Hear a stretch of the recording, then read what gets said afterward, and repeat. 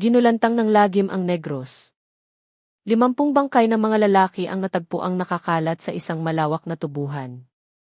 Ang kanilang mga mukha ay nanigas sa matinding takot, ngunit walang kahit isang sugat na makikita. Naniniwala ang mga residente na ito ay gawa ng isang aswang na nag-aanyong babae. Ngunit ang imbestigasyon ay nagbukas ng isang lihim na mas madilim pa kaysa sa inaakala. Kung hindi ito isang aswang, sino ang may sapat na kalupitan para gawing isang malaking libingan ang kanilang probinsya? Mahalumigmig pa ang hangin sa bukang liwayway sa labas ng lungsod ng Bacolod, habang ang manipis na hamog ay dahan-dahang bumabalot sa malawak na taniman ng tubo. Ang karaniwang ingay ng mga kuliglig na naririnig bago sumikat ang araw ay tila napipi, na para bang maging ang kalikasan ay nag-aatubiling magsalita. Ang mga magsasaka, na handa nang simulan ang kanilang trabaho, ay biglang natigilan ng isa sa kanila ay sumigaw ng pagkalakas-lakas, dahilan upang ang lahat sa paligid ay magitla at tumakbo palapit. Sa pagitan ng matatayog na tubo, nakahandusay ang isang lalaki na may naninigas na katawan. Ang kanyang mga mata ay dilat na dilat, ang mukha ay nanigas sa isang ekspresyon ng takot na mahirap ipaliwanag. Walang dugo, walang hiwa, walang anumang palatandaan ng pisikal na karahasan na makikita sa unang tingin. Ngunit isang bagay ang tiyak, ang lalaki ay wala ng buhay. Isang matandang magsasaka na nagngangalang Manglito, ang unang nakakita sa kanya, ay nanginginig habang tinatakpan ang kanyang bibig. Diyos ko po! Ano nang nangyari dito? Ang mukha niya, parang nakakita ng demonyo, bulong niya sa garalgal na boses. Nagbulungan ang iba pang magsasaka. Ilan sa kanila ay agad na tumakbo palabas ng tubuhan upang iulat ang nangyari sa mga otoridad. Hindi nagtagal, ang tunog ng sirena ng pulisya ay narinig na sumisira sa katahimikan. Huminto ang isang patrol car sa daan ng lupa at ilang opisyal ang bumaba na may seryosong mga mukha. Isang lalaki na nakasuot ng simpleng itim na jacket at may matalim na tingin ang lumabas mula sa sasakyan. Siya si Detective Marco De Leon, isang investigador na kilala sa hanay ng kapulisan sa Negros. Matangkad at tuwid ang kanyang tindig, at maayos na nakasuklay ang kanyang buhok, ngunit may maitim na bilog sa ilalim ng kanyang mga mata, isang palatandaan ng mahahabang gabi na walang tulog. Pinagmasdan ni Marco ang bangkay. Lumuhod siya at sinuring mabuti ang bawat detalye. Walang panlabas na sugat, pero ang ekspresyon ng kanyang mukha ay nagpapakita ng matinding paghihirap, bulong niya sa sarili. Isang opisyal ang lumapit at nagulat. Ang biktima ay si Rico Santos, residente dito. Mga 35 anyos, kung ano-anong trabaho ang pinapasukan. Wala pang pamilyang dumarating. Bumuntong hininga si Marco at tumayo.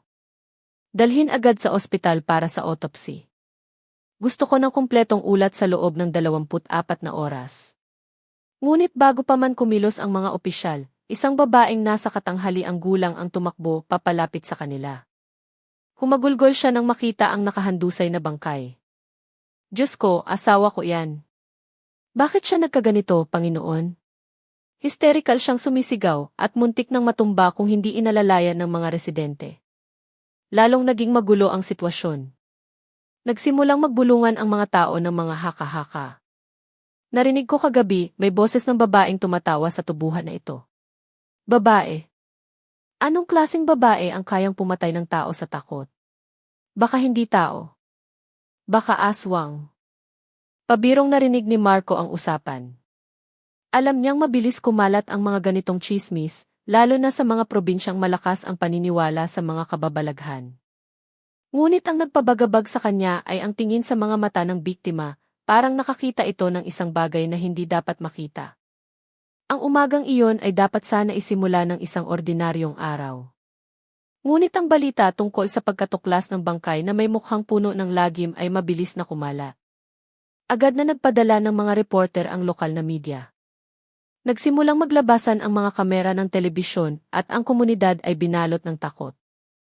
Ang tubuhan na dating maingay sa tunog ng mga itak at kwentuhan ng mga magsasaka ay naging isang isinumpang lupain. Nakatayo si Marco sa gilid ng tubuhan, pinagmamasdan ang paligid. Dahan-dahang umihip ang hangin na nagdudulot sa mga dahon ng tubo na magkiskisan na parang mga bulong. Ipinikit niya sandali ang kanyang mga mata, sinusubukang pakalmahin ang kanyang isipan. Sa kanyang utak, iisa lang ang tanong, ano talaga ang nangyari kay Rico Santos? Samantala, sa ibang lugar, sa isang simpleng boarding house sa gitna ng lungsod, isang dalaga ang nakatitig sa kanyang refleksyon sa salamin. Maganda ang kanyang mukha, malambot ang kanyang ngiti, ngunit sa likod ng kanyang mga mata ay may malalim na sugat. Sa kanyang lieg ay nakasabit ang isang antigong kwintas na tila hindi bumabagay sa kanyang simpleng kasuotan. Dahan-dahan niyang hinawakan ang kwintas na para bang ito ay isang paalala mula sa isang madilim na nakaraan. Ang babae ay nagngangalang Tala Bonifacio. Ngumiti si Tala ng bahagya at bumulong sa kanyang refleksyon. Isa na ang bumagsak. 49 pa ang naghihintay. Pagkatapos nito, isinuot niya ang kanyang jacket, inayos ang buhok, at lumabas ng kwarto nang may magaan na mga hakbang na para bang siya ay isang ordinaryong tao lamang. Bumalik sa tubuhan, tinanggap ni Marco ang ulat mula sa forensic team na nagsagawa ng paunang pagsusuri. Walang pisikal na pinsala, sir. Pero dilat ang kanyang mga pupil. May mga senyales din ng paninigas ng kalamnan. Pansamantalang hinala, inatake sa puso ang biktima dahil sa matinding takot o impluwensya ng isang partikular na kemikal. Pero kailangan nating hintayin ang resulta ng autopsy para mas malinaw. Tumango si Marco. Gawin ninyo sa lalong madaling panahon. Sa kanyang isipan, alam niyang hindi ito isang ordinaryong kaso ng pagkamatay. Mayroong isang bagay na hindi kapanipaniwela. Ang isang bangkay ay maaaring ituring na nagkataon lang. Ngunit sa hindi malamang dahilan, sinasabi ng kanyang kutob na ito ay simula pa lamang. Nang magtanghali, unti-unting nawala ang hamog. Ngunit, ang kapaligiran sa tubuhan ay nanatiling madilim. Nag-atubili ang mga magsasaka na magtrabaho. Karamihan sa kanila ay piniling umuwi na may maputlang mga mukha, na para bang alam nilang lahat na ang isang bagong kilabot ay nagsimula na. Matagal na nanatili si Marco sa lokasyon, nakatitig sa mga puno ng tubo na sumasayaw sa hangin. Alam niyang ang lugar na ito ay magtatago ng maraming lihim. Hindi niya palang alam na ang lihim na iyon ay babaguhin ang Bacolod magpakailanman. Kulay abo ang langit ng Bacolod ng hapong iyon, at ang maitim na ulap ay mabigat na nakabitin, na para bang nagbabantang magbuhos ng malakas na ulan. Ngunit bago pa man bumagsak ang ulan, isang nakakagulat na balita ang unang yumanig sa lungsod. 3 pang bangkay ang natagpuan sa magkakaibang lugar, ngunit may parehong pattern, mga lalaking nasa hustong gulang, nakahandusay na naninigas, at ang kanilang mga mukha ay nagyelo sa isang hindi natural na takot. Mabilis na kumalat ang balita. Nag-ere ng live broadcast ang mga lokal na istasyon ng telebisyon mula sa mga lugar kung saan natagpuan ang mga bangkay, habang ang online media ay nag-uunahan sa pag-upload ng mga malabong larawan na kuha ng mga residente. Ang mga headline na puno ng sensasyon ay agad na bumaha sa mga screen ng gadget ng publiko. Misteryo ng kamatayan na walang sugat, isang aswang na nag-aanyong babae ang umaatake sa Bacolod. Mga biktima, patuloy na dumarami. Sa kanyang opisina, tinitigan ni Detective Marco De Leon ang screen ng computer habang naninigas ang kanyang panga. Binabasa niya ang mabilis na ulat mula sa kanyang team. Ang 3 bagong biktima ay sina Henry Guzman, Anton Villanueva, at Sonny Damian. Halos magkakaedad sila, mula sa edad na 30 hanggang 40. Ang lalong nagpabagabag kay Marco ay ang katotohanang lahat sila ay may criminal record, pandarambong, iligal na pagsusugal, at pangingikil. Sumandal si Marco sa kanyang upuan, pinipisil ang kanyang sentido. Hindi ito nagkataon lang. Ito ay piling-pili, bulong niya. Naalala niya ang unang bangkay, si Rico Santos, na may kasaysayan din pala ng pagkakasangkot sa utang sa isang loan shark. Dahan-dahang nabubuo ang isang pattern, ngunit hindi pa niya ito maaaring ilantad sa publiko. Malakas na tumunog ang telepono sa kanyang mesa. Sinagot ito ni Marco. Sa kabilang linya, narinig niya ang boses ng kanyang superior, si Colonel David Reyes. Marco, lalong nagiging magulo ang sitwasyon. Patuloy na nanggigipit ang media. Nagpapanik na ang mga residente at humihingi ng update ang alkalde. Umaasa akong makakapagbigay ka ng mabilis na kasagutan. Huwag mong hayaang lalong lumala ang chismis tungkol sa aswang na yan. Opo, sir. Ako mismo ang tututok dito ngayong gabi, mariing sagot ni Marco, kahit na sa kanyang puso ay alam niyang mas komplikado ang kasong ito kaysa sa inaakala. Pagsapit ng gabi, hindi na maramdaman ang sigla ng Bacolod. Ang mga kalsada sa labas ng lungsod ay maagang nanahimik. Maraming tao ang piniling isara ng mahigpit ang kanilang mga pinto sa sandaling lumubog ang araw.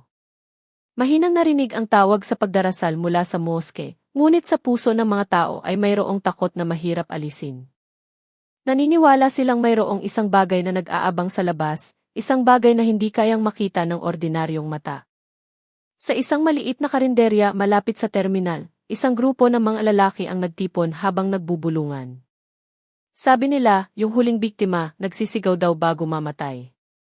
Nanlalaki ang mga mata, nanginginig ang mga kamay.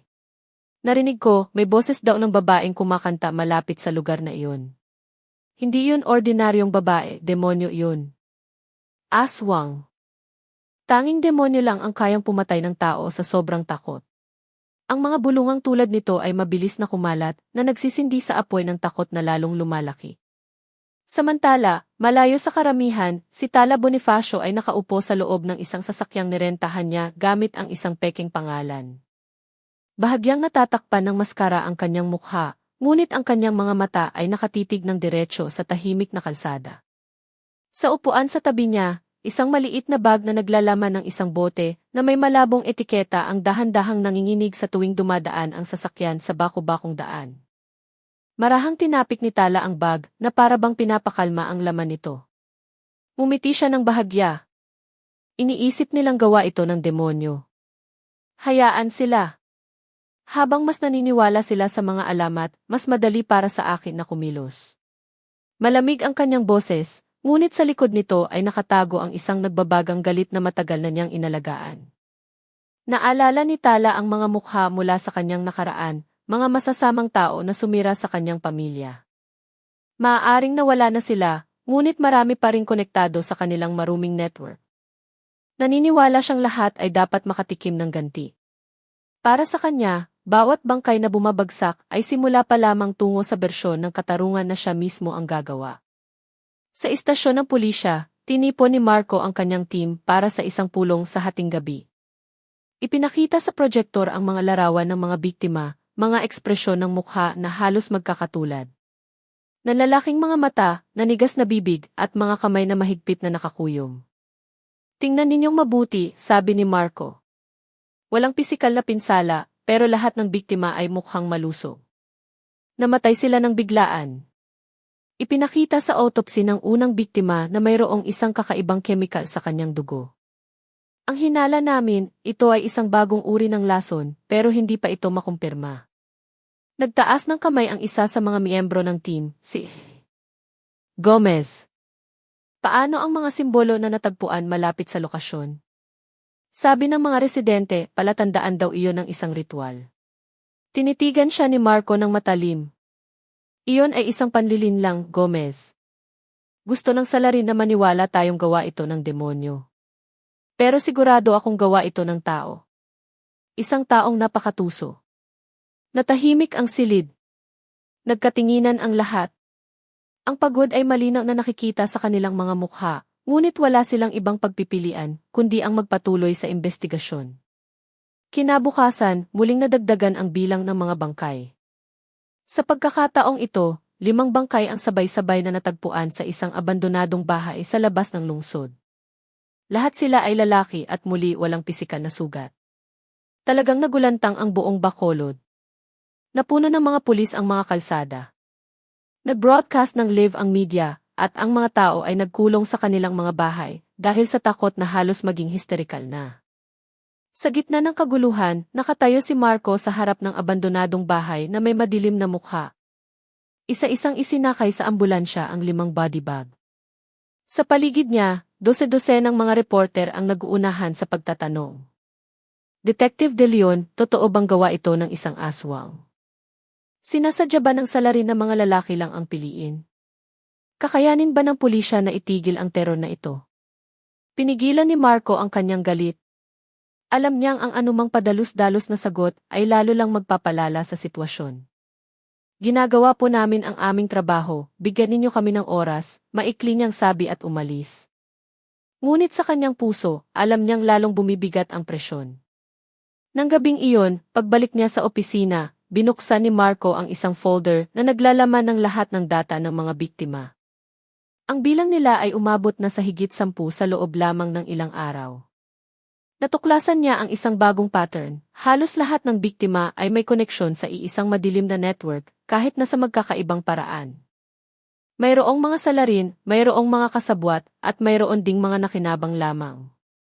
Ipinikit ni Marco ang kanyang mga mata, sinusubukang buuin ang puzzle sa kanyang isipan. Kung sino man siya, alam na alam niya kung sino ang kanyang mga target. Hindi ito aswang, tao ito. Taong may matinding galit. Ngunit bago pa niya maisulat ang kanyang teorya, narinig niya ang tawag sa pagdarasal sa madaling araw mula sa malayo. Ang mahabang gabing iyon ay hindi nagbigay ng kasagutan, nagdagdag lamang ng pasanin sa kanyang mga balikat. Sa labas, maaaring nakangiti ng may kasiyahan si Tala habang pinagmamasdan ang takot ng buong lungsod. Ang Bacolod ay papasok pa lamang sa pinakamadilim na kabanata ng kasaysayan nito. Isang malakas na ulan ang bumuhos sa Bacolod buong magdamag, nag-iwan ng mga baha sa makikitid na kalsada at amoy ng basang lupa na tumatagos sa ilong. Ngunit, hindi sapat ang ulan upang linisin ang takot na gumagapang sa puso ng mga tao. Ang balita tungkol sa mga bangkay na patuloy na lumilitaw ay kumalat na sa bawat sulok ng lungsod. Mas maagang nagsasara ng pinto ang mga tao, tahimik ang mga karinderya, at maging ang trapiko sa gabi ay biglang humupa. Nang umagang iyon, si Detective Marco de Leon ay nakatayo sa harap ng police line na nakaharang sa isang lugar malapit sa Ilog Bago. 3 bagong bangkay ang natagpuan doon. Ang kanilang mga katawan ay nakahandusay sa gitna ng basang damuhan.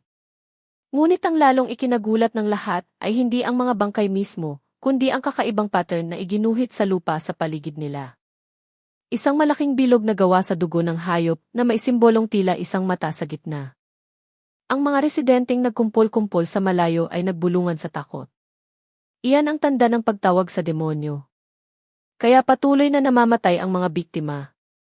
May isang aswang na gutom. Ang misteryosong babae na iyon ay siguradong isang mangkukulam.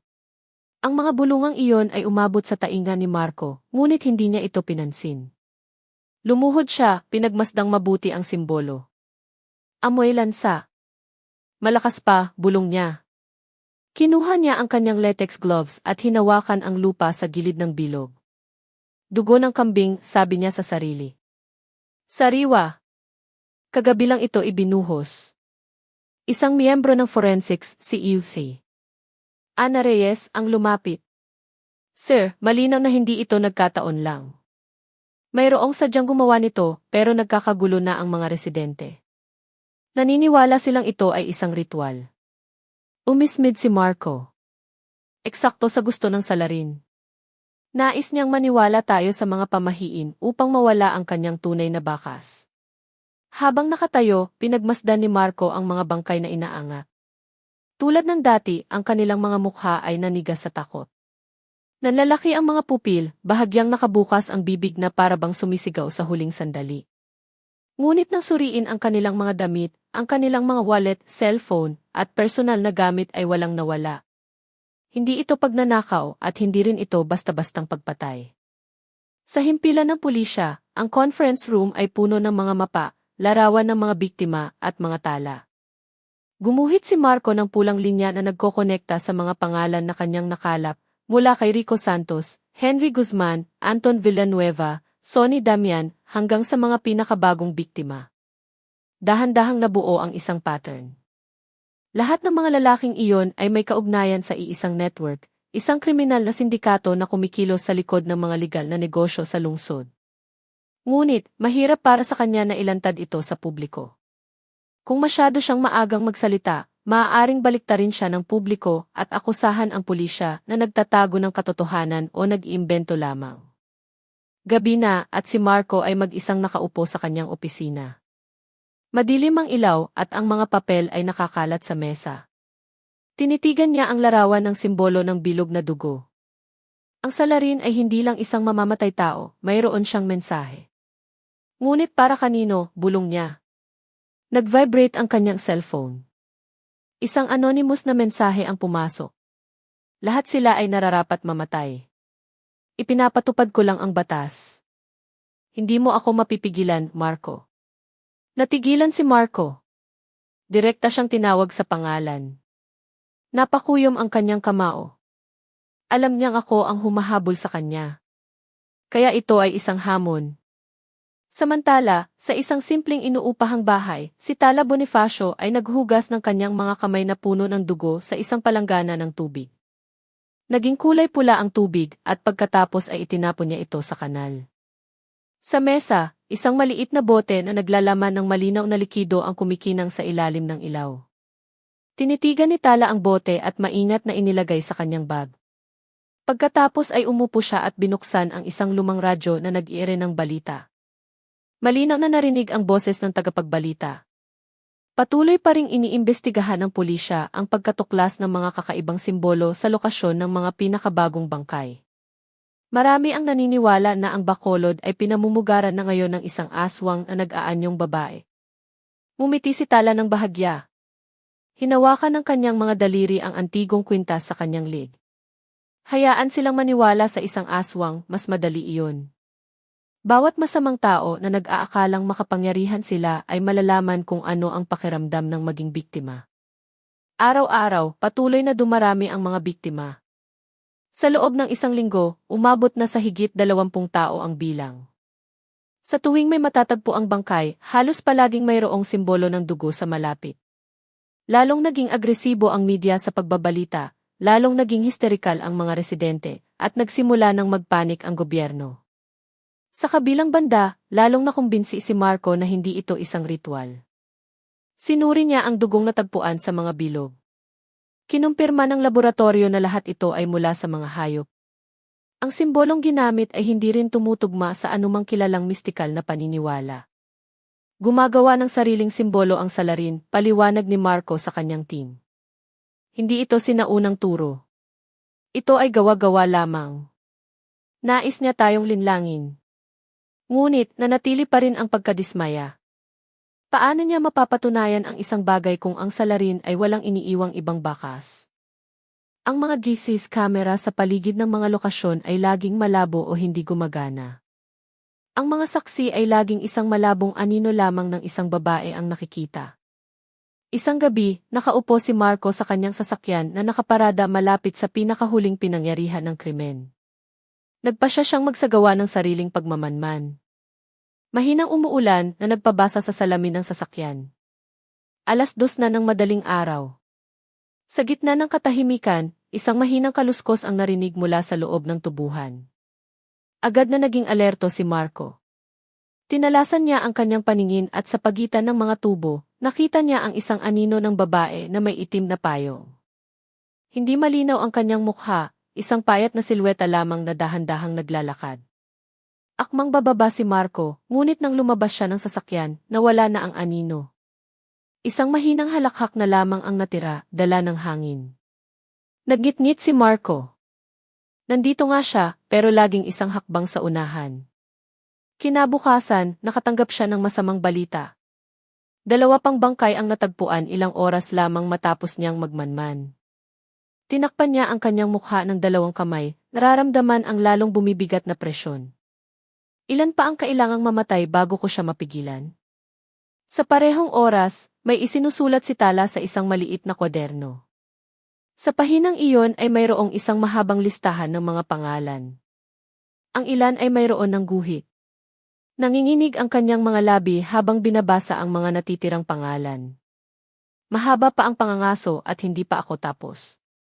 Sa labas ng bintana ng kanyang kwarto, kulay abo ang langit ng Bacolod. Hindi alam ng lungsod na ang bawat araw na kanilang dinadaanan ay isang countdown lamang patungo sa isang mas malaking kilabot. At para kay Marco, ang bakas ng aninong iyon ay simula pa lamang. Hindi pa mataas ang sikat ng araw ng isang bagong balita ang yumanig sa himpilan ng pulisya sa Bacolod. Isang CCTV footage mula sa isa sa mga kalsada malapit sa lugar kung saan natagpuan ang isang bangkay ay sa wakas ay nakuha. Malabo ang recording, ngunit sapat na malinaw upang ipakita ang isang anino ng babae na nag-iisang naglalakad sa gitna ng gabi. Nakatakip ang kanyang mukha ng maskara, nakabalot ang kanyang katawan sa isang mahabang jacket, at sa kanyang liig ay nakasabit ang isang kwintas na bahagyang kumikinang sa ilalim ng ilaw ng poste. Pansinin ninyo ito, sabi ni Detective Marco De Leon sa kanyang team, itinuturo ang monitor. Paulit-ulit niyang pinatugtog ang recording. Ang babaeng ito ay nakita ilang minuto lamang bago natagpuan ang biktima. Masyadong sakto ang oras para sabihing nagkataon lang. Isang opisyal, si Ed Gomez, ang tumango ng may pag-aalinlangan.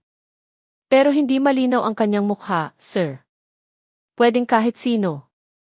Lumapit si Marco sa screen, matalim ang kanyang mga mata. Hindi, Gomez. Tingnan mo ang kanyang kilos. Kalmado, puno ng kalkulasyon. Parang isang taong alam na alam ang kanyang ginagawa, huminto siya sandali at idinagdag, at ang kwintas na iyan. Ang parehong bagay ay lumitaw sa isa pang recording mula sa ibang lokasyon. Biglang natahimik ang silid. Lahat ay nakatitig sa screen na parabang umaasang ang kwintas ay magbibigay ng kasagutan. Ngunit, wala pang nakakaalam kung sino ang may-ari nito o kung bakit laging lumilitaw ang babae malapit sa mga biktima. Sa labas ng opisina, lalong nabalisa ang publiko. Binaha ng media ang telebisyon ng larawan ng misteryosong babae na nagdaragdag ng sensasyon sa bawat balita. Ito ang malakas na hinala sa anyo ng aswang na nag-aanyong babae, sabi ng isang reporter sa isang dramatikong tono. Kahit na nakatakip ang kanyang mukha, ang kakaibang alahas sa kanyang liig ay naging isang kapansin-pansing katangian. Ang mga manonood ay nakaramdam ng takot na maihalong kuryosidad. Mayroong mga nanunumpa na nakita nila ang isang katulad na babae na dumaan sa kanilang lugar sa gabi. Mayroon ding nagsasabing narinig nila ang tawa ng isang babae bago matagpuan ang isang bangkay. Sa paglipas ng mga araw, ang aninong iyon ay naging isang nakakatakot na alamat na tumatak sa isipan ng mga tao. Si Marco mismo ay nakaramdam ng panggigipit. Alam niyang masyadong mapanganib na hayaan ang media na bumuo ng sarili nilang naratibo. Ngunit wala rin siyang sapat na ebidensya upang labanan ito. Isang bagay lang ang kanyang pinaniniwalaan, ang babaeng iyon ay hindi aswang kundi isang tao. Isang taong matalinong magtago. Gabi na, nagpasya si Marco na magsagawa ng sariling investigasyon. Pinuntahan niya ang isang sari-sari store na hindi kalayuan sa lugar kung saan natagpuan ang huling biktima. Ang may-ari ng tindahan, isang lalaking nasa katanghaliang gulang na nagngangalang Mangkardo, ay umaming nakita niya ang isang taong dumaan. Nakita ko siya kagabi, sir. Maganda, nakamaskara. Dahan-dahan ang lakad. Pero ang nakapagtataka, hindi siya nabasa ng ulan. Malakas ang ulan noon. Kumunot ang noo ni Marco. Anong ibig mong sabihin? Ewan ko, sir. Parang may aninong nagpoprotekta sa kanya. Kinilabutan nga ako. Isinulat ni Marco ang lahat ng testimonya. Para sa kanya, ito ay isang senyales na si Tala ay napakaingat. Maaaring may dala siyang itim na payong o sadyang pumili ng isang partikular na daan na nagmukha siyang kakaiba sa mata ng mga tao.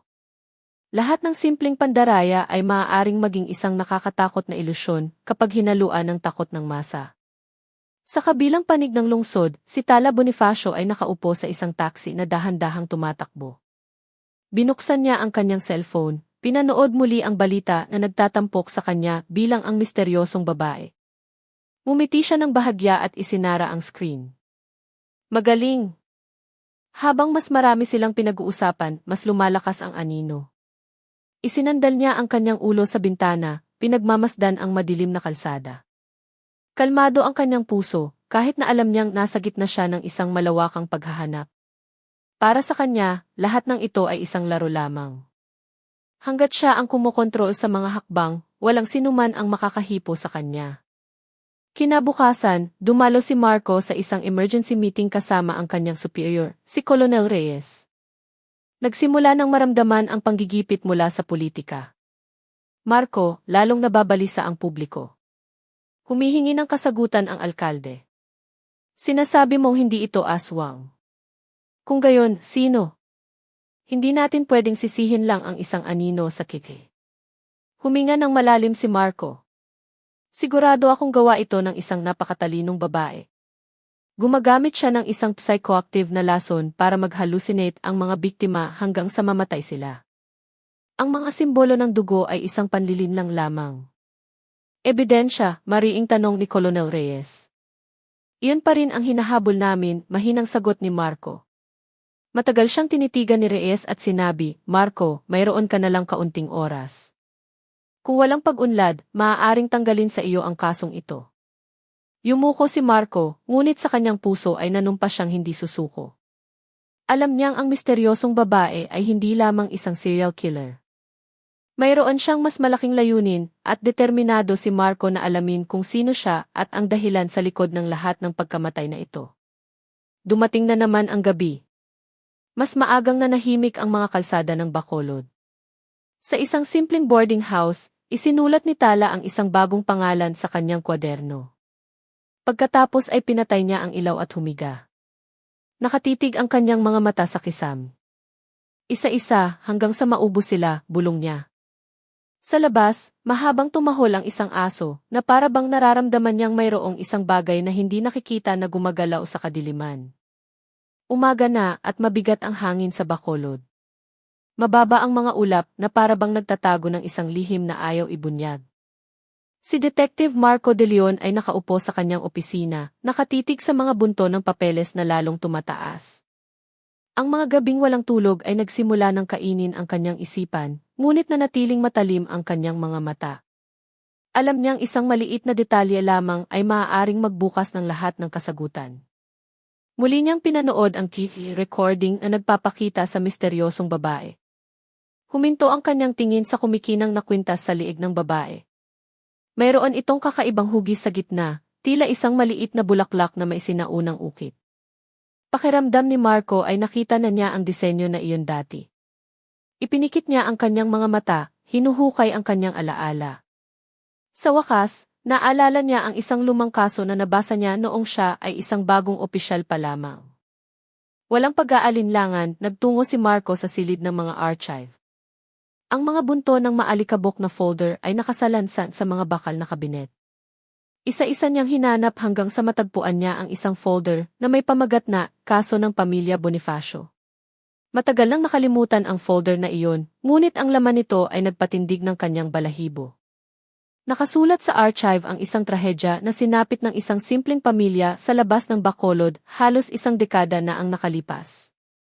Tala Bonifacio, malinaw na nakasulat ang pangalan. Siya ang nag-iisang anak ng mag-asawang Benigno at Luningning na namatay sa isang malagim na paraan. Ayon sa mga tala, si Benigno ay niloko sa negosyo ng isang grupo ng mga lalaki, pagkatapos ay piniga at pinagbantaan. Hindi nagtagal, ang kanyang asawang si Luningning ay brutal na ginahasa ng mga manloloko bago tuluyang pinatay kasama ni Benigno.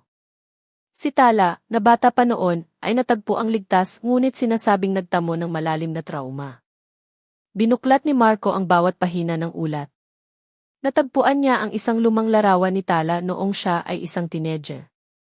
Sa kanyang lieg ay nakasabit ang isang kwintas na may disenyo ng bulaklak na eksaktong kapareho ng nakita sa TV. Kaya ikaw pala, mahinang bulong ni Marco. Kumabog ang kanyang puso. Bigla, lahat ng piraso ng puzzle ay nagsimulang magkonekta. Ang mga biktimang natagpuang patay sa tubuhan ay may kaugnayan sa lumang sindikato na sumira sa pamilya ni Tala. Ngunit ang lalong ikinagulat ni Marco, ang mga pangalan ng mga biktima ay hindi nakatala sa archive ng kaso bilang mga salarin. Sila ay mga taong nakipagtulungan lamang o nakinabang sa pangyayaring iyon. Hindi lang niya ginagantihan ang mga pangunahing salarin, bulong ni Marco sa sarili. Gusto niyang burahin ang buong kadena ng kasalanan na iyon. Samantala, sa isang masikip na silid, nakaupo si Tala sa harap ng salamin. Hinaplos ng kanyang mga kamay ang minana niyang kwintas ng may buong damdamin. Naalala niya ang mukha ng kanyang ina na laging nakangiti kahit na mahirap ang buhay. Nariyan din ang anino ng kanyang ama, isang taong tapat at masipag. Lahat ay kinuha sa loob ng isang gabi, habang hinahayaan ng mundo na mailibing ang katarungan. Tumulo ang kanyang luha, ngunit isang bahagyang ngiti ang lumitaw sa kanyang mga labi. Hindi ako baliw, itay, inay. Ipinapatupad ko lang ang parusang dapat nilang natanggap noon pa. Ipinikit niya ang kanyang mga mata, dinarama ang kakaibang kapayapaan na dumarating sa tuwing isang pangalan sa kanyang listahan ang nabubura. Ngunit sa kaibuturan ng kanyang puso, alam ni Tala na papalapit na ang mga pulis. Hindi iyon nakapagpatakot sa kanya.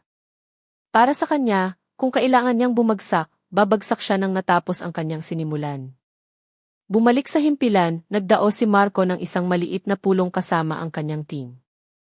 Ipinakita niya ang archive ng pamilya Bonifacio sa screen. Ito ang ating unang malinaw na lead. Ang misteryosong babae na hinahanap natin ay malamang si Tala Bonifacio. Biktima ng isang lumang trahedya.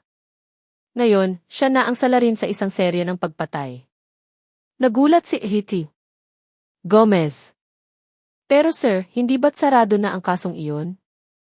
Ang mga salarin ay idineklara ng nawawala o patay na. Iyon mismo ang problema, sagot ni Marco. Isinara ang kasong ito ng walang kalinawan. At ngayon, 50 tao ang namatay sa isang kakaibang paraan.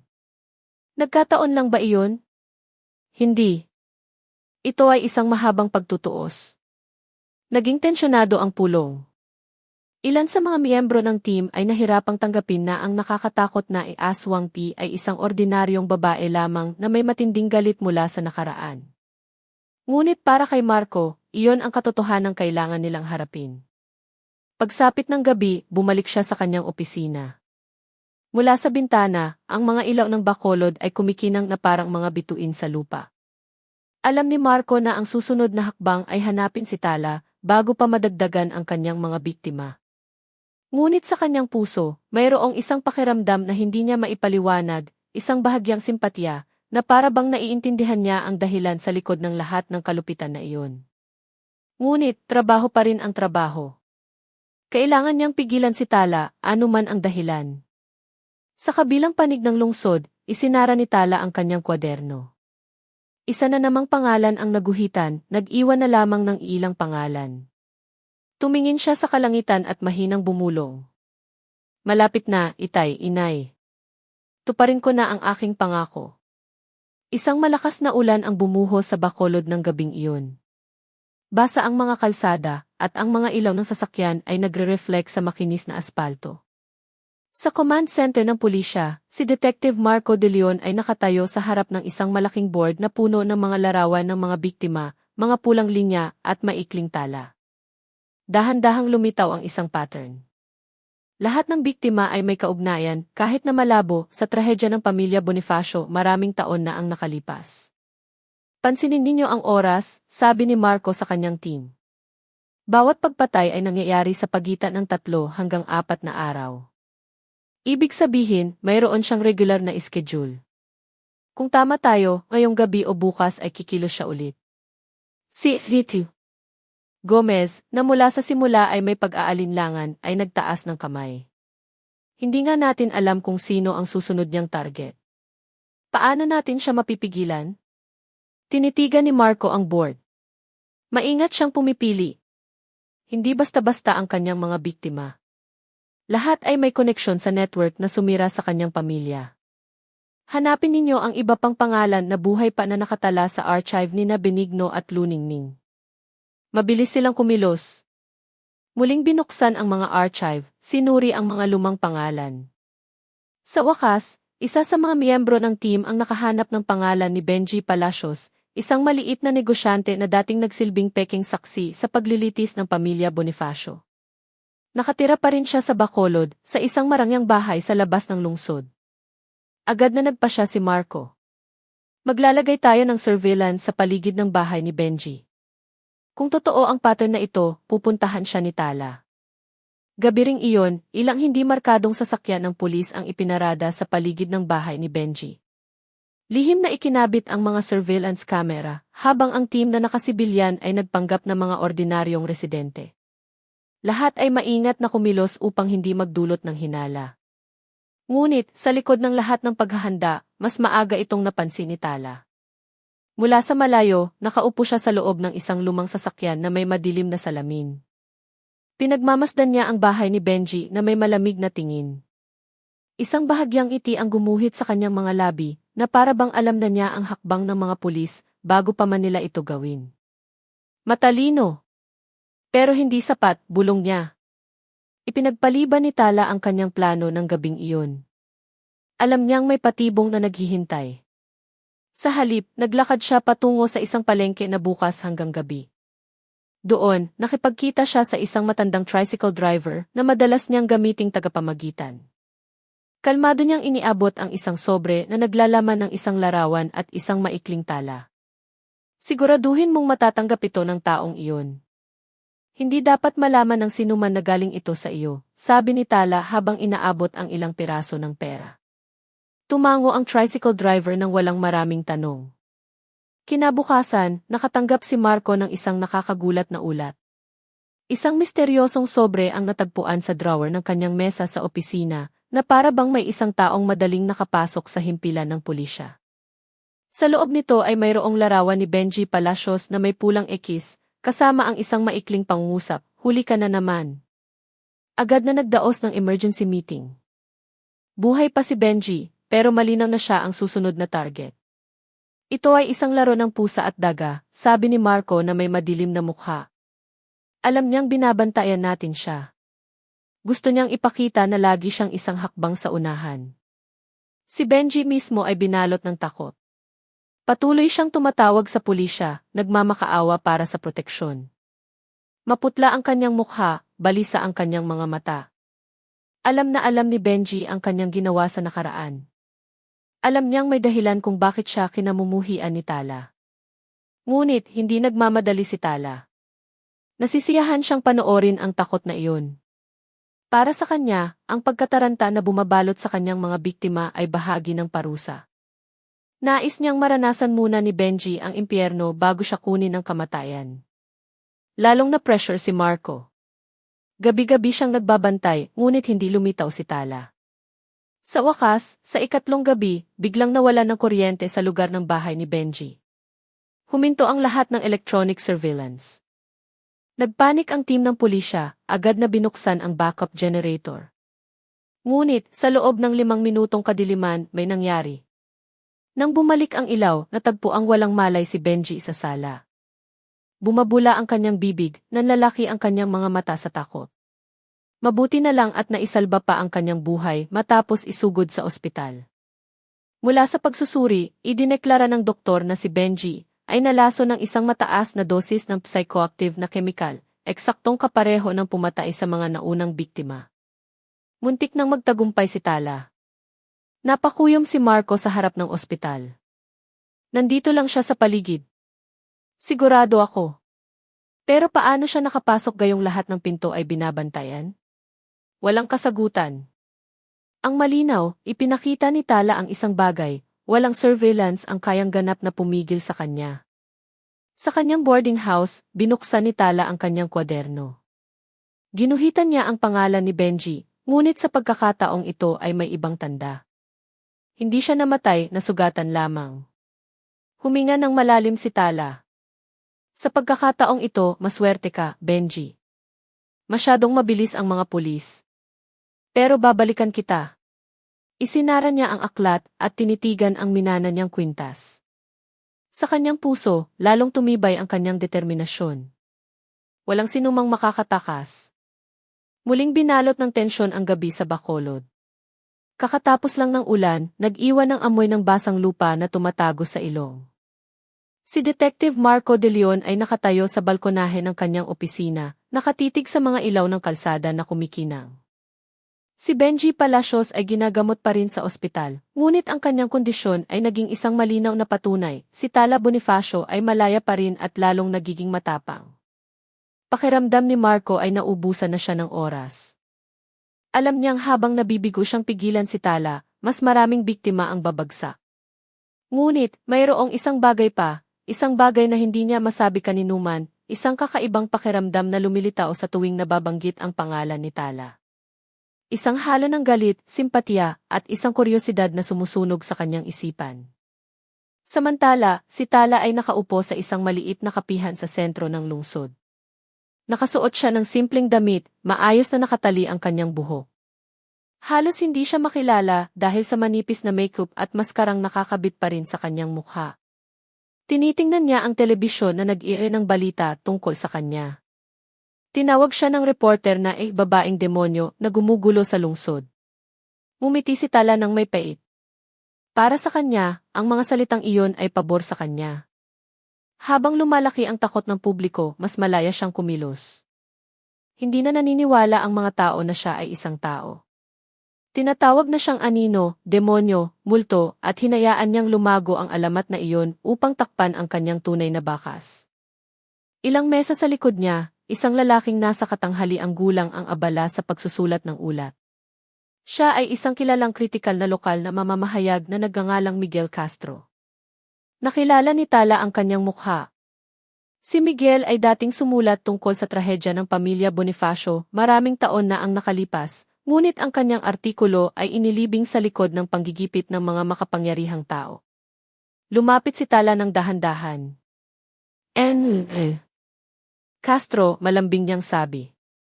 Tumingala si Miguel, medyo nagulat nang makita ang isang hindi kilalang babae na kumausap sa kanya. Opo, ako nga. May maitutulong ba ako?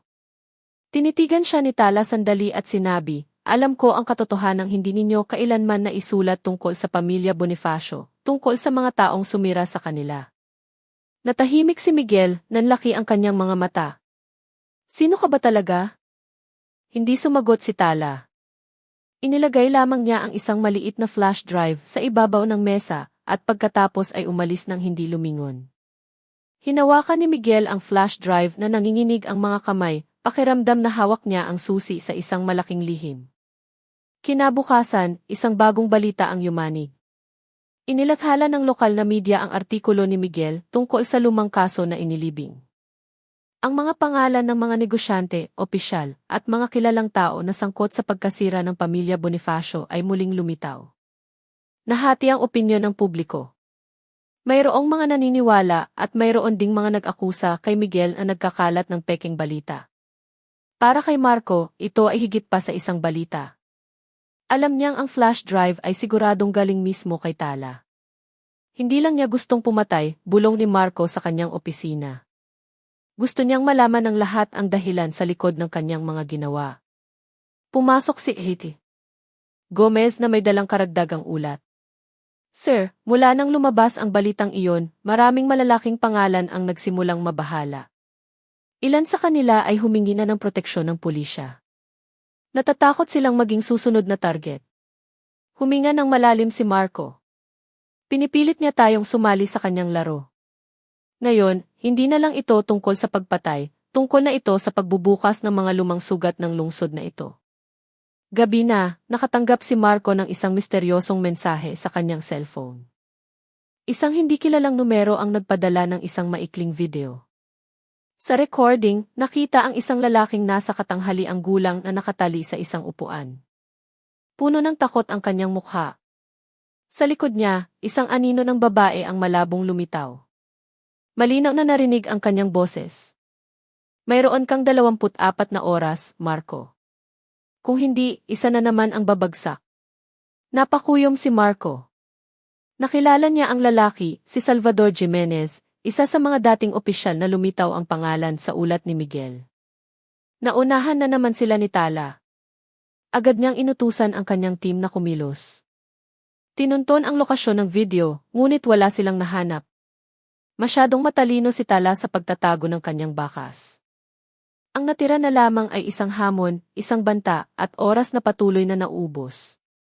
Sa kabilang panig ng lungsod, nagsindi si Tala ng isang maliit na kandila sa kanyang silid. Ang malabong liwanag ay sumasayaw sa kanyang mukha. Tinitingnan niya ang kanyang kwaderno na ngayon ay lalong puno ng mga pangalan na may guhit. Alam niyang hinahabol na siya ng mga pulis. Alam niyang papalapit na si Marco. Ngunit sa kaibuturan ng kanyang puso, mayroong isang bagay na nag-udyok sa kanya na maglaro ng mas matagal pa. Kung talagang matalino ka, Marco, bulong niya. Hanapin mo ako bago mahuli ang lahat. At sa unang pagkakataon, naramdaman ni Tala na hindi lang siya ang nangangaso. Nagsimula na rin siyang masiyahan sa katotohanang siya rin ay hinahabol. Nagsimulang mawalan ng kapayapaan ang Bacolod. Mula nang muling lumabas ang lumang balita tungkol sa pamilya Bonifacio, napuno ang mga kalsada ng mga bulungang puno ng takot. Nahati ang mga residente, sinisisi ng ilan ang mga otoridad na nagsara ng kaso, habang sinasabi ng iba na ang teror ng babaeng demonyo ay bunga lamang ng mga kasalanan ng lungsod na matagal nang pinabayaan. Sa himpilan ng pulisya, si Detective Marco De Leon ay nakatayo sa harap ng isang malaking mapa ng lungsod. Ang mga pulang marka ay nagtuturo sa mga lokasyon kung saan natagpuan ang mga biktima. Kung pagdudugtungin, isang kakaibang pattern ang nabuo, isang hindi perpektong bilog na nakasentro sa isang lumang distrito sa labas ng Bacolod. Hindi ito nagkataon lang, mariing sabi ni Marco. Lahat ng landas ng pagpatay ay humahantong dito. Si Ritu Gomez, na nakatayo sa tabi niya, ay kumunot ang noo. Matagal nang abandonado ang lugar na iyan. Dati, mayroong malaking pagawaan ng asukal doon bago ito malugi. Maraming abandonadong bodega, perpektong lugar para magtago. Tumango si Marco. Mukhang sinadya ni Tala na dalhin ang ating atensyon doon. Alam niyang matutuklasan natin ang pattern. Samantala, sa isa sa mga maalikabok na bodega, nagsindi si Tala ng isang maliit na lampara. Sa harap niya ay nakatali ang isang lalaki na may maputlang mukha, si Salvador Jimenez, ang dating opisyal na nagsinungaling laban sa kanyang pamilya. Nakatali ang kanyang mga kamay at paa, at ang kanyang mga mata ay nagmamakaawa. Tinitigan siya ni Tala ng walang emosyon. Ikaw ang unang tumapak sa aming bahay, hinalughog ang mga gamit ng aking ama. Sinabi mong para iyon sa batas, pero isa ka lang pala sa mga bayarang tuta. Nanginginig si Salvador, garalgal ang kanyang boses. Inutusan lang ako. Wala akong pagpipilian. Lumapit si Tala, yumuko upang maging magkapantay ang kanilang mga mukha. Isang bahagyang ngiti, ngunit kumikinang ang kanyang mga mata. Laging may pagpipilian. Pinili mong iligtas ang sarili mo habang isinakripisyo ang aking pamilya. Inilabas niya ang isang maliit na bote na naglalaman ng malinaw na likido. Sumigaw si Salvador, sinusubukang makawala. Ngunit kalmado lamang na nakatayo si Tala, na para bang ninanamnam ang bawat segundo ng takot na iyon. Para sa kanya, ang sakit ng biktima ay bahagi ng paglilitis na hindi ibinigay ng Estado. Ngunit bago pa siya kumilos, nag-vibrate ang kanyang cellphone. Isang bagong mensahe ang pumasok mula sa isang hindi kilalang numero. Alam naming nandito ka. Tapos na ang oras mo. Lumingon si Tala, matalim ang kanyang mga mata. Napagtanto niyang natunto na siya ng mga pulis. Sa halip na magpanik, ngumiti siya. Sige, Marco, tingnan natin kung sino ang mas mabilis. Sa kabilang panig, pinangunahan ni Marco ang kanyang team patungo sa lumang pagawaan ng asukal. Kumalat ang mga sasakyan ng pulis sa katahimikan, pinatay ang kanilang mga ilaw. Kumilos sila na parang mga anino, tinatahak ang makikitid na daan na puno ng matataas na damo.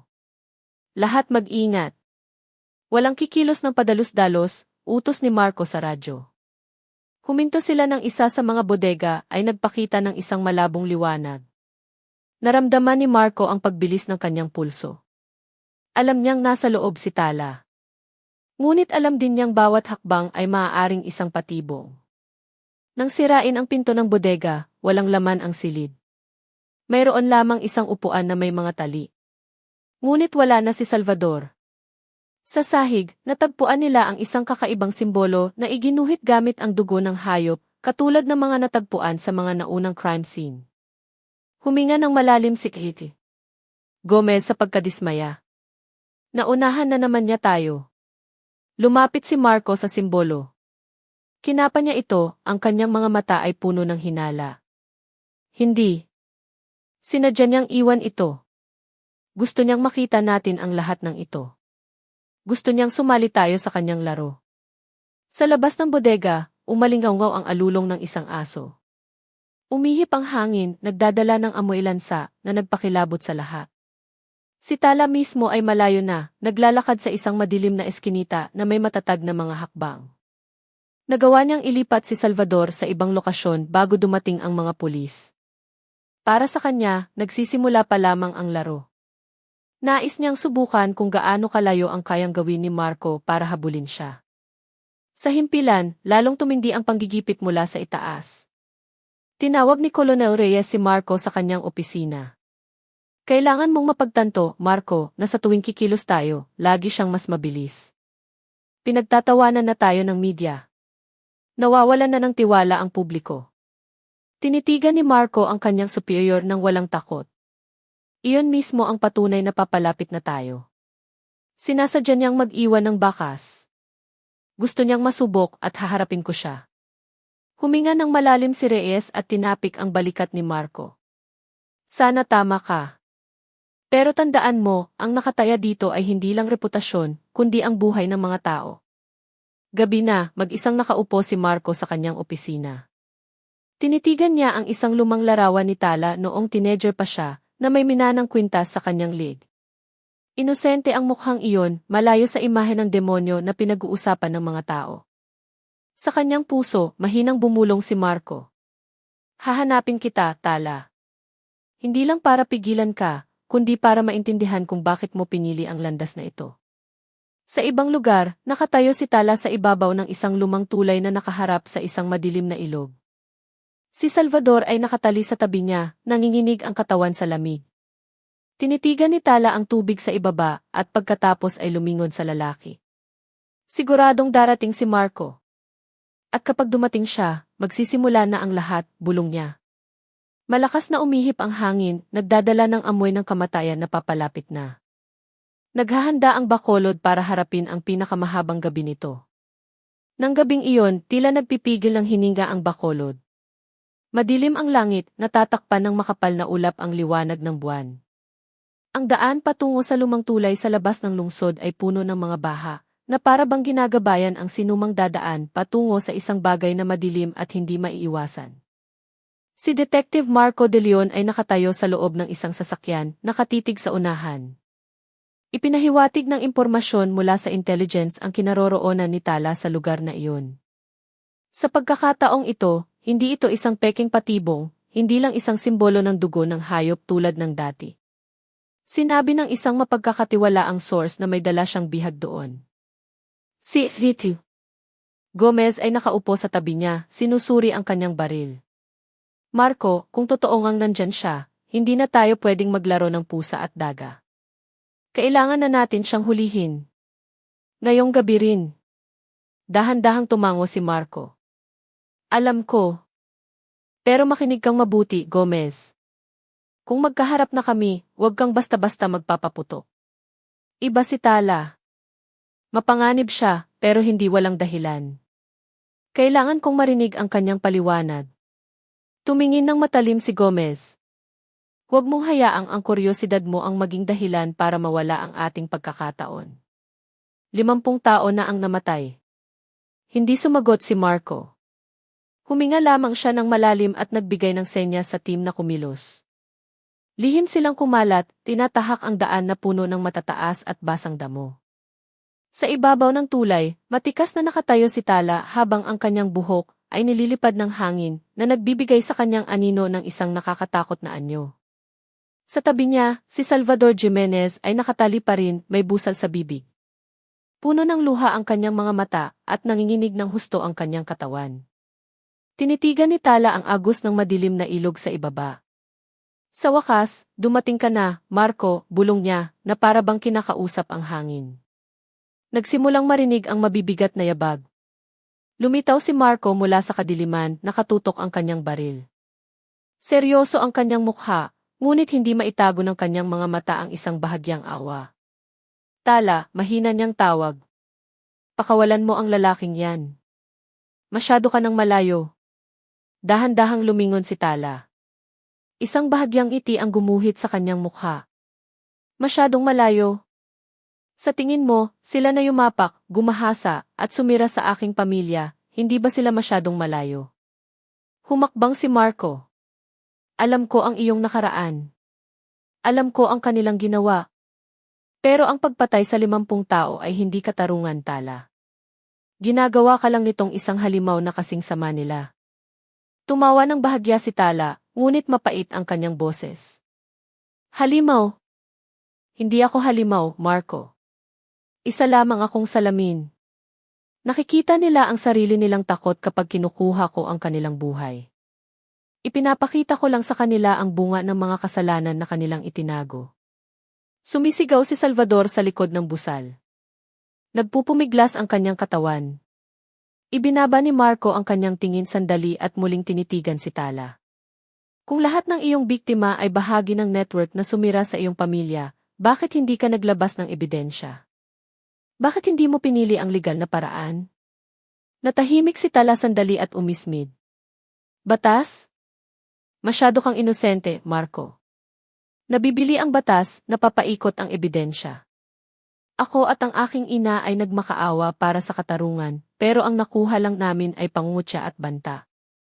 Ang batas ay namatay sa kamay ng mga taong dinala ko na ngayon sa impyerno. Naramdaman ni Marco ang pagbilis ng kanyang puso. Tumusok ang mga salita ni Tala, dahil sa kaibuturan ng kanyang puso, alam niyang may katotohanan doon. Ngunit hindi niya maaaring hayaang patuloy na dumanak ang dugo. Tala, kailangan mong tumigil. Kung ipagpapatuloy mo ito, wala nang daan pabalik. Sumuko ka at hayaang lumabas ang katotohanan sa ibang paraan. Ngumiti si Tala ng mapait, kumikinang ang kanyang mga mata. Pinili ko na ang aking landas mula noong gabing pinatay ang aking ama. Walang pagsisisi. Bigla niyang hinila si Salvador palapit sa gilid ng tulay. Sumigaw sa takot ang lalaki, halos mahulog sa ilog na malakas ang agos. Ang mga pulis na nagtatago sa likod ng mga palumpong ay nagtaas ng kanilang mga baril, handang magpaputok. Ngunit itinaas ni Marco ang kanyang kamay, nagbibigay ng senyas na huminto. Huwag mong gawin yan, sigaw niya. Kung itutulak mo siya, hindi ka na makakatakas. Dito na magtatapos ang lahat. Tinitigan ni Tala si Marco ng malalim. Iyon mismo ang gusto ko. Hindi ako takot mamatay, Marco. Pero bago ako bumagsak, gusto kong malaman mo ang isang bagay. Nanigas si Marco. Ano? Yumuko si Tala at sinabi sa garalgal na boses, hindi ko kailanman pinili ang mga biktima ng basta-basta. Lahat sila ay sangkot. Ang 50 pirasong iyon ay bahagi ng madilim na bilog na nagpabagsak sa aking pamilya. Natahimik si Marco. Mabilis na tumakbo ang kanyang isipan. Kung totoo, kung gayon ang bawat pagkamatay ay isang piraso ng isang malaking puzzle na matagal nang hindi nakikita. Bago pa siya makasagot, biglang tinanggal ni Tala ang busal sa bibig ni Salvador. Umiyak ng histerikal ang lalaki. Tulong! Magsasalita ako. Sasabihin ko ang lahat ng pangalan. Huwag mo akong patayin.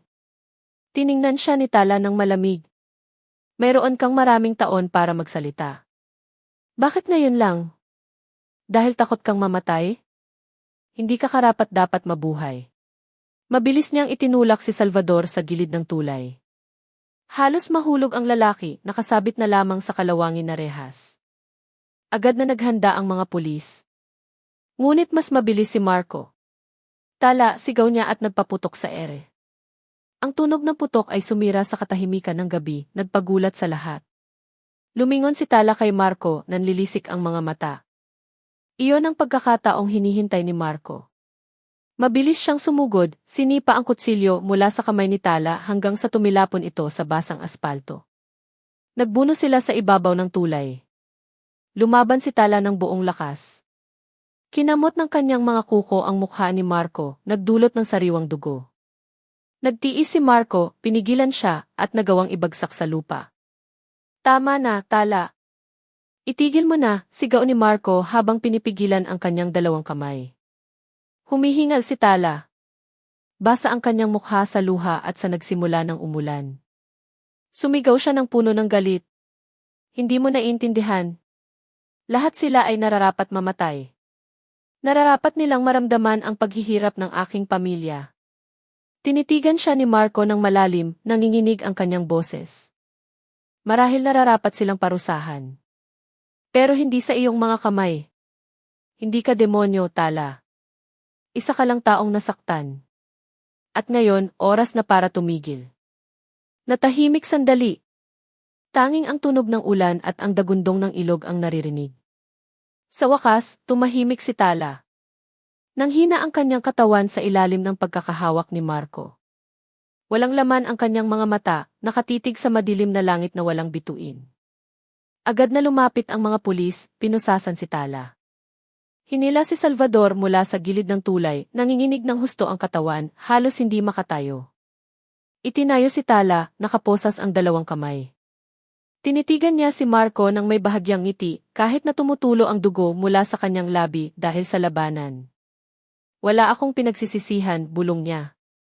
Ginawa ko lang kung ano ang dapat ginawa noon pa. Inanilang nila ang kanilang itinanim. Natahimik si Marco. Ang mga salitang iyon ay nanatili sa hangin, tumusok ng malalim, nag-iwan ng isang sugat na hindi madaling gumaling. Ang mga sirena ng pulisya ay umalingaw-ngaw, dinala si Tala palayo sa tulay na iyon. Nakatayo si Marco, hinahayaang basain ng ulan ang kanyang katawan, nakatitig sa agos ng ilog na patuloy na dumadaloy. Alam niyang ng gabing iyon, nawala ng isang kiaswang na nag-aanyong babae, ang Bacolod. Ngunit ang naiwan ay mas nakakatakot, ang kamalayan na ang demonyong iyon ay isinilang mula sa kasalanan mismo ng tao. Tumila na ang ulan, ngunit hindi pa bumabalik sa normal ang Bacolod. Puno ng mga mamamahayag ang himpilan ng pulisya, naghihintay ng opisyal na pahayag. Ang mahabang gabi sa madilim na tulay ay sariwa pa sa alaala, at ang pangalan ni Tala Bonifacio ay umalinggaw na sa bawat telebisyon, radyo, at usapan sa mga karinderya. Sa malamig at madilim na interrogation room, nakaupo si Tala na may posa sa kanyang mga kamay. Maputla ang kanyang mukha, at ang basang buhok ay nakadikit sa kanyang pisngi. Ngunit nanatiling matalim ang kanyang mga mata, puno ng apoy na mahirap patayin. Tila malayo siya sa pagkatalo, na para bang ang kanyang pagkakahuli ay isang bagong kabanata lamang ng isang mahabang laro. Pumasok si Detective Marco de Leon nang may matatag na mga hakbang. Sa likod niya, si Ihiti Gomez ay may dalang mga folder at isinara ng mahigpit ang pinto. Naging tahimik ang paligid, tanging ang tunog ng orasan sa dingding ang naririnig. Hinila ni Marco ang isang upuan at umupo sa harap ni Tala. Tinitigan niya ito ng malalim, sinusubukang basahin ang kaluluwang nakatago sa likod ng malamig na mga matang iyon. Sa wakas, makakapag-usap na tayo ng walang kutsilyo sa iyong kamay, mahinang sabi ni Marco. Ngumiti si Tala ng bahagya. May kutsilyo man o wala, ako pa rin ang dating ako, Marco. Ang sandata ay isang kasangkapan lamang. Dapat alam mo yan. Binuksan ni Marco ang folder sa harap niya. Tinitigan ang mga larawan ng mga biktima na nakahanay. 50 mukha ng mga lalaki na may iba't ibang edad at pinagmulan. Lahat ay namatay sa parehong paraan, walang malinaw na pisikal na sugat, ngunit ang kanilang mga mukha ay nanigas sa takot. Bakit sila? Tanong ni Marco. Mariin ang kanyang boses, ngunit may bahid ng hinahon. Totoo bang lahat ng ito ay paghihiganti? Huminga ng malalim si Tala, na para bang binabalikan ang isang masakit na nakaraan. Hindi lang ito paghihiganti, ito ay paglilitis. Ang 50 lalaking iyon ay hindi basta-basta. Sila ay bahagi ng bulok na sistema na lumamon sa aking pamilya. Sumingit si Gomez, puno ng pag-aalinlangan ang kanyang boses. Lahat ng biktima ay mga opisyal, negosyante, at maging mga kilalang siga. Pero may ebidensya ka ba, o haka-haka lang? Lumingon si Tala sa kanya, ang kanyang tingin ay kasing talim ng kutsilyo. Ebidensya.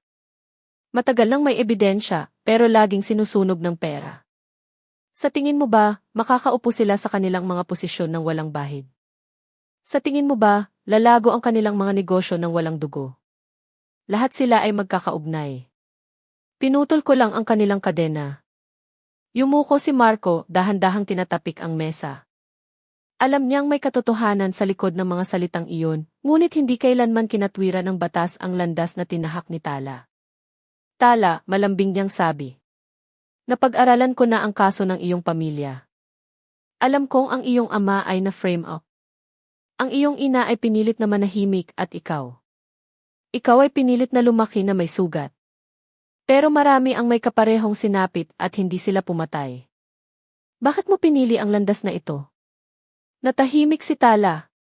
Dahan-dahang tumulo ang kanyang luha, ngunit nanatiling mapait ang kanyang ngiti. Dahil wala akong ibang pagpipilian. Naghintay ako ng maraming taon. Umaasa akong may isang pulis na tulad mo na darating ng mas maaga. Pero walang dumating. Kaya ako na ang naging hukom para sa sarili ko. Muling binalot ng katahimikan ang silid. Hindi mapakali si Gomez, habang si Marco ay nakatitig lamang kay Tala, sinusubukang unawain ang sugat na nagpabago sa babae upang maging isang demonyo para sa lungsod. Pero isa ka na sa kanila ngayon, sa wakas ay sabi ni Marco. Nagbuhos ka ng dugo, lumikha ka ng takot. Hinayaan mong maniwala ang mga tao sa alamat ng aswang para lang takpan ang iyong bakas. Hindi iyon katarungan, Tala. Iyon ay terror. Tumawa si Tala, mapait ang tunog. Isa akong demonyo para sa kanila. Pero hindi ako demonyo para sa sarili ko. Isa lang akong biktima na piniling lumaban sa paraang naiintindihan nila. Ang takot. Naramdaman ni Marco ang paninikip ng kanyang dibdib. Nais niyang tumutol, ngunit alam ng kanyang puso na mayroong isang mapait na katotohanan sa likod ng mga salitang iyon. Sa wakas ay tumayo si Gomez, hindi na makatiis. Tama na. Sa tingin mo ba, mababago mo ang mundo sa pamamagitan ng lason at panlilinlang? Lumilikha ka lang ng mga bagong sugat. Walang pakialam ang mga tao kung sino ang iyong mga biktima. Ang maaalala lang nila ay mailimampung bangkay sa tubuhan at ikaw ay isang serial killer. Tiningnan ni Tala si Gomez ng malamig at ibinalik ang kanyang tingin kay Marco. Wala akong pakialam kung paano nila ako aalalahanin. Demonyo, anghel o mamamatay tao. Tapos na ako sa aking misyon. Kumunot ang noo ni Marco. Anong ibig mong sabihin na tapos na? Isinanda ni Tala ang kanyang katawan sa upuan, ipinikit sandali ang kanyang mga mata. Lahat ng sangkot sa pagkamatay ng aking pamilya ay naubos ko na. Putol na ang kadena. Wala nang natira. Kaya hindi na ako lumaban nang ibagsak mo ako sa tulay. Alam kong tapos na talaga ang oras ko. Muling bumagsak ang katahimikan. Naramdaman ni Marco na ang mga salita ni Tala ay parang isang kutsilyong nag-iwan ng marka sa kanyang puso. Napagtanto niyang ang babaeng ito ay talagang walang pagsisisi at sa halip ay nararamdaman niyang tapos na ang kanyang misyon. Tala Bonifacio, sa wakas ay mariing sabi ni Marco. Sisiguraduhin kong ang iyong kwento ay maitatala ng tama. Hindi lang bilang isang alamat ng aswang, kundi bilang isang babala na ang mga kasalanan ng nakaraan ay maaaring magsilang ng isang bagong terror. Minulat ni Tala ang kanyang mga mata, tinitigan si Marco ng may kakaibang tingin, isang halo ng paghanga at kalungkutan. Iba ka sa ibang pulis, Marco. Marahil kung ikaw ang dumating sa aming bahay noon, hindi ako magiging ganito. Muling tumulo ang luha mula sa sulok ng kanyang mga mata. Ngunit sa pagkakataong ito, walang iti, walang maskara. Tanging si Tala na nasasaktan, nakaupo na may posas, hinaharap ang katapusan ng kanyang sariling landas. Tumunog ang orasan sa dingding, hudyat ng paglipas ng oras. Natapos ang interogasyon, ngunit ang mga tanong na iniwan ni Tala ay nanatili sa hangin, tumutusok sa puso ng lahat ng nakarinig. Tumayo si Marco mula sa kanyang upuan, tinitigan si Tala. Sa huli, hahatulan ka ng batas ng tao ngayon. Ngunit ang sugat na iyong iniwan ay hahatulan ng panahon. Yumuko si Tala at ngumiti ng bahagya. Handa na ako. Puno ang korte ng Bacolod. Ang mga upuan ay siksikan sa mga mamamahayag, aktivista, at pamilya ng mga biktima. Lahat ng mata ay nakatuon sa isang tao. Si Tala Bonifacio ay nakaupo sa silya ng akusado, suot ang orange na damit ng bilanggo, nakaposas ang mga kamay. Nanatiling kalmado ang kanyang mukha, kahit na nilalamon siya ng mga ilaw ng kamera. Binuksan ang paglilitis sa isang mahabang akusasyon, planadong pagpatay sa 50 tao, paggamit ng lason, pekeng pagkakakilanlan, at pagmamanipula sa mga crime scene. Umalingaw-ngaw ang boses ng piskal, binabanggit isa-isa ang pangalan ng mga biktima na nagpatahimik sa buong silid. Sa tuwing nababanggit ang isang pangalan, nananatiling tuwid si Tala. Paminsan-minsan ay umingiti siya ng mapait. Hindi niya itinanggi ang anuman. Nang tanungin ng hukom kung inaamin niya ang kanyang mga ginawa, maikli ang kanyang sagot, ginawa ko. Lahat. Nagkagulo ang silid. Ilan sa mga pamilya ng biktima ay sumigaw sa galit. Mayroong mga umiyak at mayroon ding dumura sa sahig na para bang dinuduraan si Tala. Ngunit hindi na tinag ang babae. Sa hanay ng mga manonood, nakaupo si Marco na may tensyonadong mukha. Dumalo siya hindi lang bilang investigador, kundi bilang isang pangunahing saksi. Nang tawagin siya sa harap, tumayo siya ng matatag, tinitigan ang hukom ng may malinaw na boses. Opo, kagalang-galang, ako po ang namuno sa pagkakahuli kay Tala Bonifacio sa madilim na tulay. Nasaksihan ko mismo kung paano niya inamin ang kanyang mga ginawa at kung paano niya sinabi na lahat ng biktima ay bahagi ng madilim na network na sumira sa kanyang pamilya. Nasiyahan ng piskal, ngunit mabilis na tumayo ang abogado ni Tala. Kagalang-galang, kahit na inaamin ng aming kliyente ang kanyang mga ginawa, mahalagang tandaan na siya ay biktima ng matinding trauma dahil sa kabiguan ng batas, maraming taon na ang nakalipas. Nawalan siya ng mga magulang dahil sa isang maruming konspirasyon na kinasasangkutan ng ilan sa mga biktimang ito. Hindi lang ito isang kaso ng pagpatay, kundi isang kabiguan din ng sistema. Muling nagkagulo ang silid. Ipinukpok ng hukom ang kanyang martilyo, humihingi ng katahimikan.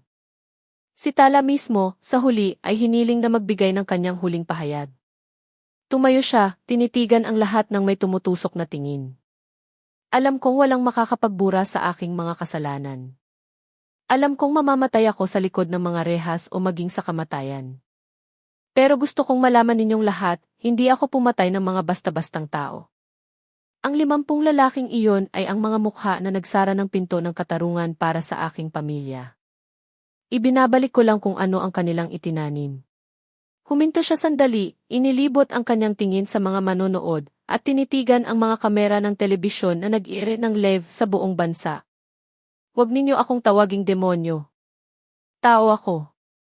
At kung gusto ninyong may sisihin, sisihin ninyo ang mga kasalanan na nagsilang sa akin. Isang mahabang katahimikan ang bumalot sa silid. Sa wakas ay ipinagpaliban ng hukom ang paglilitis para sa desisyon sa susunod na linggo. Dinala si Tala palabas ng mga gwardiya, habang ang mga kamera ay patuloy na sumusunod sa bawat hakbang niya. Sa labas ng korte, nahati ang opinyon ng publiko. Mayroong mga nanlait kay Tala, tinawag siyang halimaw, isang demonyo na nag-aanyong babae. Mayroon ding mga tahimik na humanga sa kanya, itinuturing siyang isang simbolo ng paglaban sa korupsyon at krimen na hindi kailanman nagagalaw ng batas. Para kay Marco, lahat ng iyon ay nag-iwan ng isang mabigat na pasanin. Gabi na, bumalik siya sa kanyang opisina ng mag-isa. Nakaupo sa harap ng mesa na may bunto ng mga papeles, nakatitig siya sa mapa ng lungsod na nakadikit pa rin sa dingding. Ang mga pulang marka na dating nagtuturo sa mga biktima ay nandoon pa rin. Naalala niya ang mga salita ni Tala sa interrogation room. Kung ikaw ang dumating sa aming bahay noon, hindi ako magiging ganito. Paulit-ulit na umikot ang pangungusap na iyon sa kanyang isipan, nagtatanong kung gaano karaming tala pa ang nasa labas, naghihintay na isilang mula sa mga sugat na hindi ginagamot ng batas. Tumunog ang telepono sa kanyang mesa. Mula iyon kay Colonel Reyes. Marco, magaling na trabaho. Ang kasong ito ay maaalala bilang isa sa mga pinakamalaking pagkakahuli. Magpahinga ka muna. Karapat-dapat ka. Maikli ang sagot ni Marco. Salamat, sir.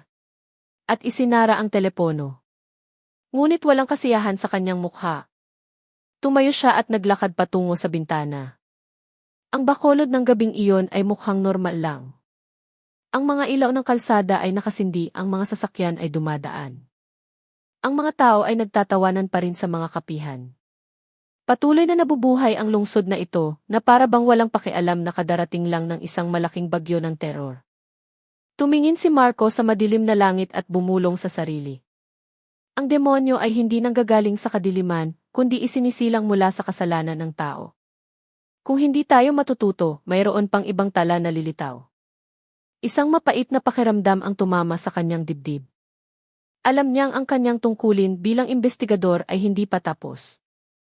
Nahuli niya ang isang tala, ngunit hindi niya mapipigilan ang mga sugat na nagsisilang ng mga taong tulad ni Tala. Lalong lumalim ang gabi. Nagsindi si Marco ng sigarilyo kahit nabihira niya itong gawin. Ang usok ay umakyat sa hangin, humalo sa kanyang lalong bumibigat na mga iniisip. Sa malayo, nagsimulang marinig ang tawag sa pagdarasal sa madaling araw. Isang bagong araw ang darating, ngunit ang anino ni Tala Bonifacio ay nanatiling nakatatak sa kanyang isipan. Hindi na bilang isang aswang na nag-aanyong babae, kundi bilang isang salamin ang nagpapakita sa maruming mukha ng lungsod at sa marupok na panig ng tao na maaaring maging isang halimaw anumang oras.